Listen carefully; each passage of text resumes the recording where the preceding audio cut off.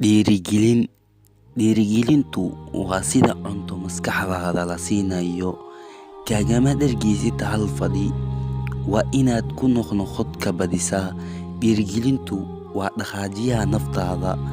Waa ka sabab inuu noqdo inuu qofku uu qabto hawl heerkeeda aad u sareeyo, gaadhsiiyana natiijo aad u weyn. Waana furaha keena inuu qofku gaaro guul. Ogsoonow, gaariga ma socdo bilaa shidaal.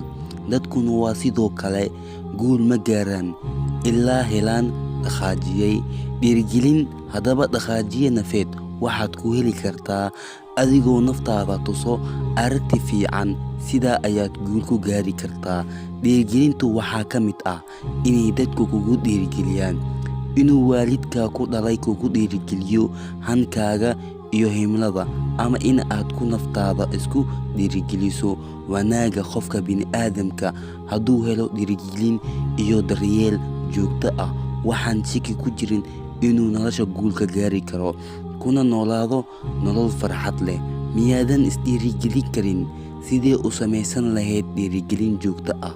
Haa, waad isdhiirigelin kartaa, waadna samayn kartaa adigoo adeegsanaya qodobadan. Naftaada ku kalsoonow, waqti ka faa'iidayso, warqad ku qor waxyaalaha ku dhiirigeliya, dhagayso muxaadarooyinka kugu dhiirigeliya, aragti fog yeelo. Naftaada adiga dhiirigeli adigoo adeegsanaya hadallo dhiirigelin ah, kuna dheh waad guulaysan kartaa iyo wixii la mid ah.